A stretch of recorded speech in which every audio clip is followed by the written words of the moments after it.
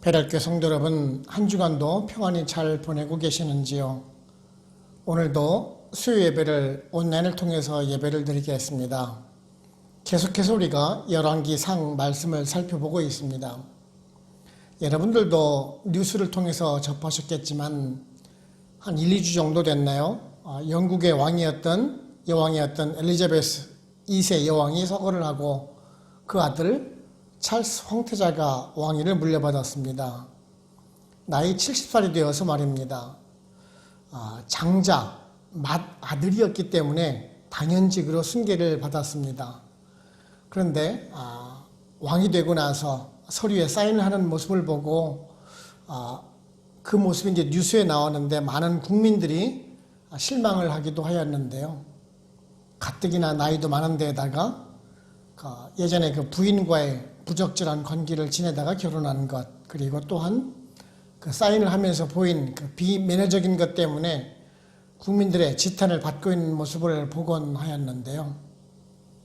한 나라의 국가 수반, 그 대통령이라든지 아니면은 그 왕 같은 지위에 있는 사람은 그들이 가져야 하는 그런 덕목 중에서 인성이라든지 교양, 품위 있는 모습을 가지고 있어서 국민이 존경할 만한 것이 많이 요구되기도 한 모습입니다. 근데 그 중에서도 가장 중요한 것은 과연 그 사람이 하나님 앞에 바른 사람이었느냐라는 것이겠지요. 사람, 그 인간의 기준에 합당한 것이 아니고 하나님 보시기에 합당한 사람이 우선이 되어야 할 것입니다. 오늘 살펴보는 아도니아라는 인물이 그러합니다. 세상적으로 보았을 때는 완전한 듯하게 보였습니다. 다윗의 뒤를 이을 현재의 그 장자였었습니다. 물론 아도니아 그 위로 형이 3명이나 더 있었습니다마는 모두 죽거나 변변치 않았기 때문에 현재로서는 왕위 계승 서열 1순위에 있었던 사람입니다. 더구나 인물도 또한 출중을 했었습니다.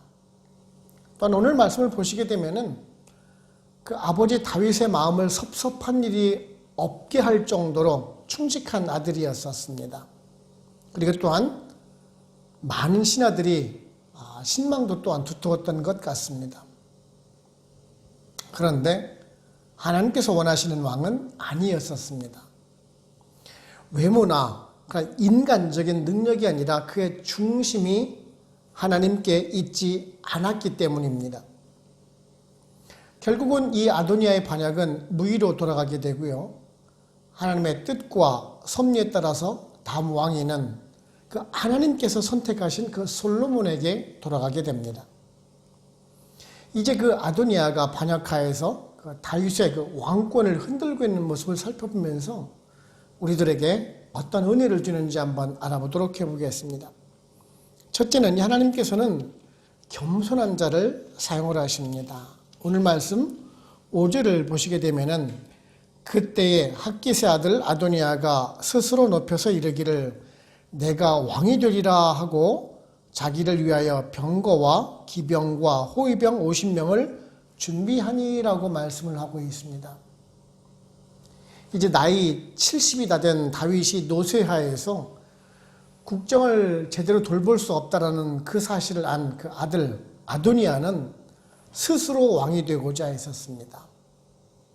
그러니까 아도니아란 이름은 여호와는 나의 주란 뜻입니다.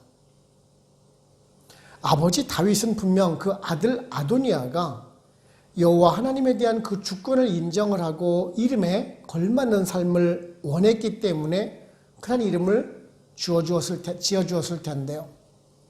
그는 이름과는 달리 신앙적인 삶을 살지를 못하였었습니다. 다윗의 넷째 아들로 태어났었습니다. 그 장자였던 첫째 아들 그 암논은 그 이복 동생이었던 다말을 욕보인 까닭에 셋째 아들 압살롬에 의해서 죽임을 당하게 됩니다. 그리고 지금 그 아도니아의 그 바로 위에 있는 형, 그 압살롬은 반역을 하여서 스스로 왕이 되려다가 또한 죽게 되죠. 그리고 둘째인 그 길르압, 그 길르압은 이름 외에는 특별히 그 성경에 기록되지 않는 것으로 보아서 아마 일찍 죽었거나 또는 살았다 해도 별다른 영향을 미치지 못한 인물인 듯 합니다. 아마도 일찍 죽었을 것이라 보는 것이 좋을 것 같습니다. 아무튼 지금 아도니아는 인물도 준수했고요. 아도니아를 따르는 대신들도 많았던 것 같습니다. 다윗 왕은 솔로몬을 자기 후계자로서 일찍 공표를 하지를 않았습니다. 아도니아는 분명 그 솔로몬이 왕위를 물려받을 것을 알고 있었음에도 불구하고 그 왕에 대한 야망을 숨기지 않았던 것입니다. 그래서 스스로 왕이 되고자 했던 것이죠. 오늘 말씀 보시게 되면은 스스로 높여서 내가 왕이 되리라 자기를 위하여라는 말씀이 있습니다.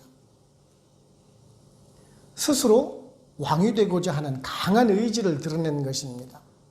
그리고 병거와 기병, 호위병 50명을 준비했다라고 말씀을 하고 있습니다.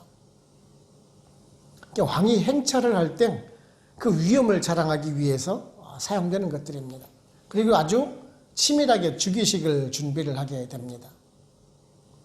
일단 가장 신뢰할 수 있는 군대 장관이었던 그 요압은 물론이고 그 대제사장 아비아다를 포섭하여서 자기들에게 같은 편으로 끌어들입니다. 또한 자신이 왕으로 등극하였음을 백성들에게 선포를 하고 소를 잡아서 제사를 드리기도 하였습니다. 그런데 이 모든 것이 하나님에 대한 그 신성한 예배적인 행위가 아니라 자신의 그 정치적인 목적을 이루기 위해서 이용했다라는 점입니다. 아도니아는 자신이 왕이 되는 것에만 관심이 있었지 그에게는 하나님은 없었습니다. 하나님의 그 뜻에 따라서 세워진 왕이 아니라 자신이 왕이 되고 하나님께 인정을 받으려고 했었습니다. 그 순서가 잘못된 것이지요. 교만한 행동이었습니다. 결국은 이런 모습을 하나님께서 기뻐 받으실 리가 없고 또한 반드시 파멸하게 되어 있는 것입니다. 민수기 16장을 보시게 되면은 그 레위, 그 고핫 자손 중에서 고라, 나단, 아비람, 그 온의 경우를 한번 보시기 바랍니다. 그들은 모세가 이스라엘 지도자가 되는 것이 못마땅하게 생각을 했었습니다. 그들은 군중 심리를 이용해서 가나안 땅으로 들어가는 것을 방해를 했습니다. 그런데 그 결과가 어떻게 되었습니까? 하나님께 진노하심을 받아서 모두 산채로 땅에 매장시켜버리는 일이 발생하지 않았습니까? 이처럼 하나님께서는 그 교만한 자를 심판하시고 자기를 낮추고 한없이 겸손한 사람을 들어쓰시는 분인 것입니다. 그러기에 우리들은 하나님 앞에서 겸손한 사람이 되어야 합니다. 일을 할 때에도 마찬가지입니다. 내가 스스로 결정을 하고 내가 일을 다 만들어 놓은 다음에 하나님께 그것을 이루어 달라고 기도하시는 분들이 있습니다. 주여, 내가 이런 일을 시작했으니까 이제 복 주시옵소서라고 말합니다. 그런데 그런 것은요, 교만입니다. 오늘 아도니아와 다를 바가 전혀 없습니다. 먼저 상의하고 기도하면서 성령님 조명해 주시는 가운데 최선을 다해서 일해 나갈 때, 그리고 또한 하나님의 도우심을 바라는 그 겸손이 있을 때 복을 받는 것이지, 내가 교만하여서 스스로 일을 버리고 하나님께서 도와주시겠지 그런 바라는 마음을 가지고 있다라면 그것은 엄청난 교만이라는 사실입니다. 그러기에 우리 성도님들은요, 잠언서 29장 23절에서요, 사람이 교만하면 낮아지게 되겠고 마음이 겸손하면 영예를 얻으리라 라는 그 말씀 우리 모두 다 명심하시고요. 먼저 하나님 앞에 무릎 꿇고 지존하신 하나님 앞에 경배드리면서 정말 그 앞에 겸손함을 잃지 않는 우리 성도님들 되시기를 바랍니다. 두 번째는요, 우리 성도님들은 사랑하는 자녀일수록 채찍도 아끼지 말아야 합니다. 오늘 말씀 6절을 보시면은 그는 압살롬 다음에 태어난 자요 용모가 심히 준수한 자라. 그의 아버지가 내가 어찌하여 그리하였느냐고 하는 말로 한 번도 그를 섭섭하게 한 일이 없었더라 라고 말씀을 하고 있습니다. 이 아도니아의 그 외형적인 부분에 대해서 평가를 하고 있죠. 세상적으로 봤을 때에는 왕이 될 만한 아주 충분한 자질이 있는 사람처럼 보입니다. 더구나 다윗이 그 아도니아에게 화나게 한 일이 없다라고 기록을 하고 있습니다. 그런데요, 사실 우리들은 오늘 말씀 좀 잘 분석해 볼 필요가 있는데요. 다윗이 아도니아에게 너는 왜 일을 그렇게 했니? 라고 하면서 나무란 일이 없다라는 것을 우리는 잘 해석을 해봐야 하는데요. 우리들은 그냥 쉽게 생각을 해보면은 아도니아가 효자기 때문에 다윗의 말을 아주 잘 들어서 꾸중을 들을 일이 없겠구나라고 생각을 할 수가 있습니다. 그런데 우리가 이 부분을 또한 잘 생각을 해봐야 합니다. 아도니아가 잘해서 다윗이 꾸중을 하지 않은 것이 아니라 다윗이 아도니아를 징계하지 않았다라고 해석을 하는 것이 옳습니다. 다윗은 그것이 아도니아를 사랑하는 방법 중에 하나라고 생각을 했을 것입니다. 아도니아의 그 형이었던 압살롬의 경우를 한번 생각해 보시기 바랍니다. 압살롬이 큰형 장자였던 암논을 죽이고 3년 동안 도피하고 있다가 돌아왔을 때 다윗은 압살롬을 만나지 않습니다. 그리고 징계하지 않습니다. 그냥 속으로 사귀며 무마했던 것을 여러분들 아실 것입니다. 아마도 그것이 다윗의 성격인지도 모르겠습니다. 성경을 보시면은 다윗이 그 흔한 일로 화를 냈다는 그런 기사를 본 적이 거의 없습니다. 하나님께 대한, 하나님을 모욕하거나 그런 것에 대한 화는 나타냈어도 인간적인 부분에 대해서는 화를 낸 적이 없다는 것이에요. 스스로 사귀고 하나님께 모든 것을 맡기는 그러한 성격이었었습니다. 사실은 그래서 아도니아가 잘못된 길로 갔을 것입니다. 작은 잘못을 해도 책망하지를 않고 그대로 넘어가곤 했던 그 다윗을 보면서 스스로 교만해졌고 결국은 이것이 파멸로 이끄는 지름길이 되었던 것입니다. 히브리서 12장 8절을 보시게 되면요, 징계는 다 받는 것이거늘 너에게 없으면 사생자요 친아들이 아니니라라는 말씀이 있습니다. 내 친아들이라면은 징계를 한다라는 것이죠.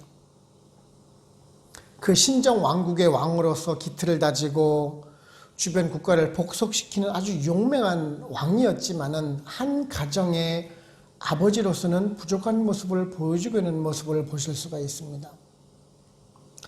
요즘 한국이나 그 선진국 같은 경우를 보면은 자녀를 많이 낳으려고 하질 않습니다. 또한 자녀들이 겨우 1명, 2명에 불과하기 때문인지 몰라도 너무 그 자녀들의 길을 꺾어서는 안 된다면서 무작정 이렇게 감싸는 부모님들이 계십니다.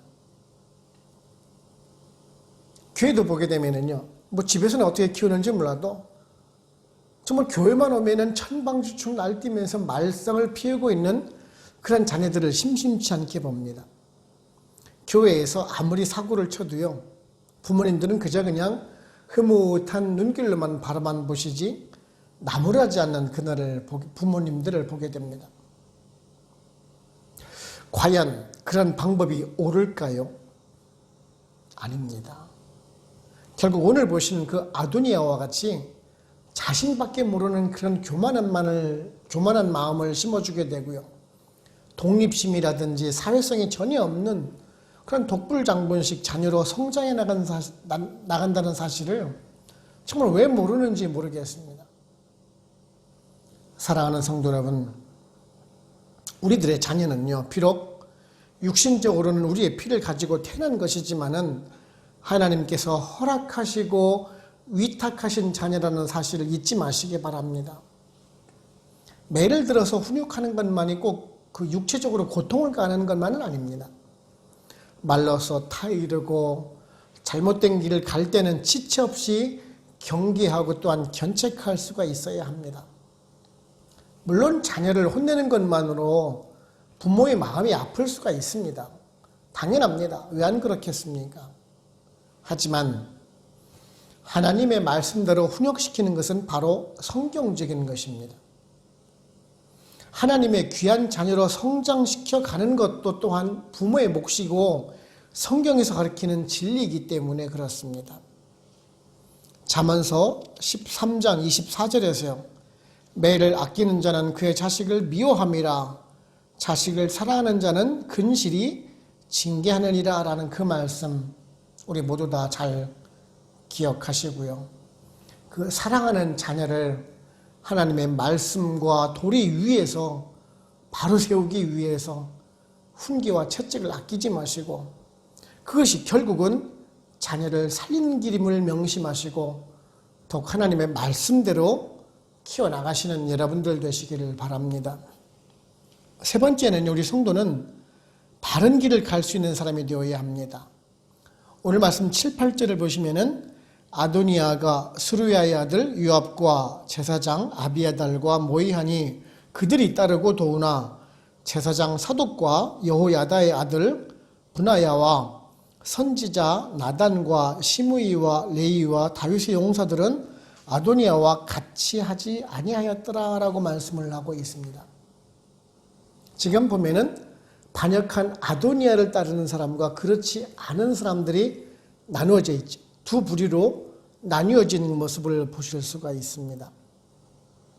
먼저 이 아도니아를 따르는 사람들을 보게 되면은 현재 그 다윗 정권의 실세들입니다. 다윗을 처음부터 따랐던 아주 백전노장들입니다. 쉽게 설명을 드리면 당시 이스라엘의 보수 세력들입니다. 다윗의 정치적 고향이라고 할 수 있는 그 헤브론에서부터 다윗을 따르던 아주 나이든 최고 권력을 가진 사람들이었습니다. 요압은요, 다윗의 조카입니다. 아주 용맹한 장수입니다. 여부스, 그러니까 예루살렘을 공격을 할 때 선봉에 섰던 인물입니다. 에돔이나 암몬이나 수리아와 전쟁을 할 때에는 군대 장관으로 모든 병사를 지휘했던 인물입니다. 압살롬에 반역할 때에도 진압했던 인물이죠. 하지만 그는요, 자신의 이익을 위해서 다윗의 뜻을 거스르고 그 아브넬과 아마사를 죽이기도 했던 인물입니다.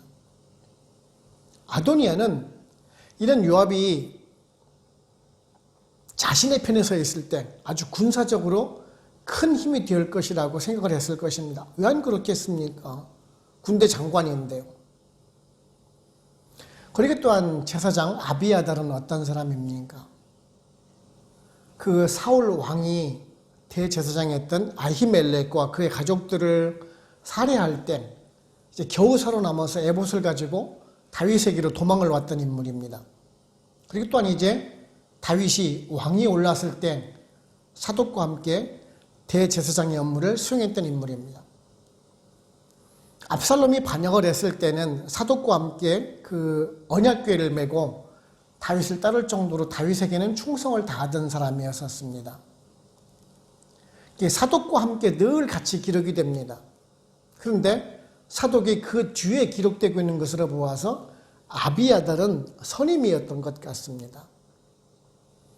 그 역대상 16장 39절을 보시게 되면은 아비아달이 그 중앙성소에 올라가게 되고 사독은 기브온에서 봉사를 하였다라는 그 기록을 봐도 아비아달은 대제사장 선임이었고 사독은 그 후임이었던 것 같습니다. 아무튼 지금 그 아도니아를 따르는 그 요압과 아비아달은요, 하나님의 뜻을 따르지 않고 순전히 자신들의 그런 정치적인 계산만 따르고 있는 것을 보실 수가 있습니다. 다윗은 이제 한물 갖고 아주 새로운 강력한 왕으로서 아도니아가 왕이 된다라면은 자신들의 권력이 계속 유지될 것이다라고 생각을 하는 것입니다. 이들이 지금 구세력인 반면에 사독이나 분하야 그리고 나단 그런 사람들은요. 즉 아도니아가 즉위를 할 때 초대를 받지 못했던 사람들은 솔로몬을 따르는 사람들입니다. 일종의 신진 세력과 같은 사람들이죠. 시므이라든지 레이 같은 사람은 성경에 많이 기록이 되고 있지 않습니다. 그래서 실질적으로 그들이 어떠한 역할을 했는지에 대한 기록은 없습니다. 그러나 그런 이름들이 기록될 수 있었던 것으로 보아서 당시 그 전국에서 상당한 영향력을 끼치는 신진 세력이었으면 틀림이 없을 것입니다. 그래도 그들은 지금 그 하나님의 섭리와 뜻을 따르기 위해서 노력하던 사람들이라는 것이에요. 아도니아가 그 에노로겔 근방 그 소헬롯 그 돌 옆에서 그 즉위식을 거행했다라고 하는데요. 지금으로 말하면 그 예루살렘 남쪽입니다.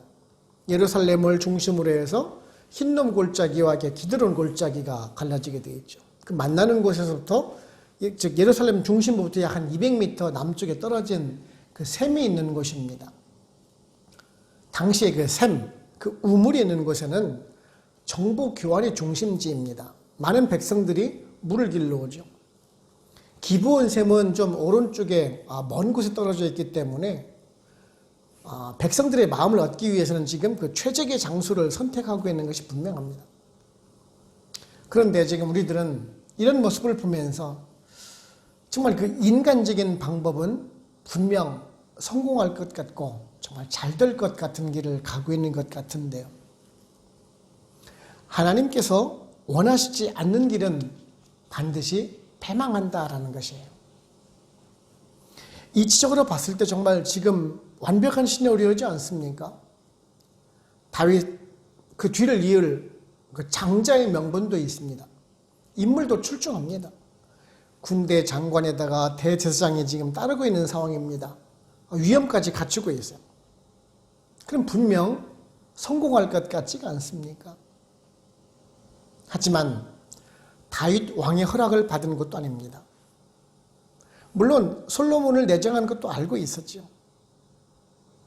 그리고 또한 그는 하나님의 뜻을 묻고 따르는 것이 아니었었습니다. 그렇기 때문에 필연적으로 실패할 수밖에 없다는 것입니다. 우리들도요, 이러한 선택의 기로에 서 있을 수가 있습니다. 불의한 길로 갈 것인지 아니면은 바른 하나님의 길로 갈 것인지를 우리가 고민할 때가 분명히 있다는 것이지요. 그럴 때 우리들은 그러한 인간적인 결정에 따르지 않아야 한다는 점입니다. 그러한 인본주의적인 결정은 반드시 실패하게 되어 있습니다. 오직 여호와 하나님의 뜻을 따르는 길이 성공의 지름길임을 명심하시기 바랍니다. 그런 것은요, 그런 인간적인 선택, 그런 정치적인 선택이 아니라 신앙적인 결단의 문제인 것입니다. 시편 1장 1편 6절에서요. 무릇 의인들의 길은 여호와께서 인정하시나 악인들의 길은 망하리로다 라는 그 말씀 우리 모두 다 잘 명심하시고요. 언제나 의의 길로만 행하시고 하나님의 인도하심을 따라서 가셔서 늘 승리하실 수 있는 여러분들 되시기를 바랍니다. 결론적으로 말씀드리면요. 오늘 말씀 8절 마지막을 보시게 되면은 다윗의 용사들은 아도니아와 같이 하지 아니하였더라라고 말씀하고 있습니다. 우리는 여기서 지금 같이 하지 아니하였더라라는 그 말에 한번 주목해 보겠습니다. 당시에 그 요압과 군대 장관이었던 요압과 아도니아는 최고의 실권자입니다. 한 사람은 군대 장관에다가 한 사람은 최고의 대제사장입니다. 만일 그들의 원대로 아도니아가 왕이 되었더라면 만일 초대받지 못하였던 사람들의 미래는 어떻게 될까요? 보나마나 정치적인 숙청을 당하겠죠. 왜 안 그렇겠습니까? 하지만 그들은 지금 어떤 길이 옳은지를 알았고 그대로 따랐다라는 점입니다. 즉 시편 기자의 말씀대로 악인들의 꾀를 따르지 않았고 죄인들의 길에 서지 않았고 오만한 자의 자리에 앉지 않았다라는 점입니다. 여러분, 오늘날 정치를 보면 어떻습니까? 왕이나 대통령의 친척이다, 난 친분이 있다 말을 하면서 이권을 챙기고 어떤 부당한 이득을 바라고 있는 사람들이, 또 그런 사건들이 정말 참 많이 보아오지 않았습니까? 우리 성도님들이야 그러시지는 않겠지만은 우리들은요, 어떤 길이 옳은 길인지 어떤 길이 하나님께서 원하시는 길인지를 살펴서 걸을 수 있는 사람이 되어야 합니다. 그 길이 지금은 비록 편하고 좋아 보일지 몰라도 악인의 길은 분명 패망한다는 것을 성경에서 일관되게 우리들에게 말씀해주고 계십니다. 반면 거룩한 길은 비록 시련의 길이고 험난한 길이라 할지라도 그 과정의 끝은 영광스럽고 찬란한 길이 될 것입니다. 그러므로 우리 성도님들은요, 현실과 타협하는 그런 인간적인 길을 버리시고 비록 어렵고 힘든 길이라 할지라도 의의 길, 바른 길, 하나님께서 인도하시고 보호하시는 길로만 행하심으로 인해서 끝내는 성공의 길을 가실 수 있는 우리 베들교회 모든 성도님들 다 되시기를 주님의 이름으로 축원을 합니다. 아멘. 기도하겠습니다. 하나님 아버지 감사합니다. 오늘도 저희들에게 말씀을 통해서 교훈해 주시니 감사합니다.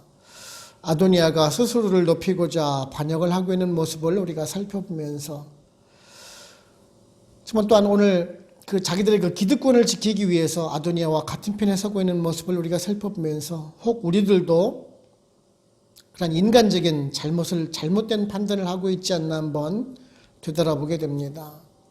세상은 우리를 향해서 편하고 쉽고 안전한 것처럼 말을 하면서 인간적인 길로 가도록 원하고 있지만 우리들은 그 길이 하나님께서 원하시지 않는 길임을 알고 단호히 거절하며 힘들고 어려운 길이라 할지라도 정말 바른 정도의 길을 가는 저희를 되기를 원합니다. 그래서 실패하는 인간적인 선택을 하는 것이 아니라 바른 신앙적인 선택을 함으로 인해서 종국에는 하나님의 칭찬과 보호, 인도하심을 받을 수 있는 우리 베들교회 모든 성도님들 다 될 수 있도록 성령님 인도하여 주시옵소서. 감사하고 예수님의 이름으로 기도드립니다. 아멘. 축도를 마칩니다.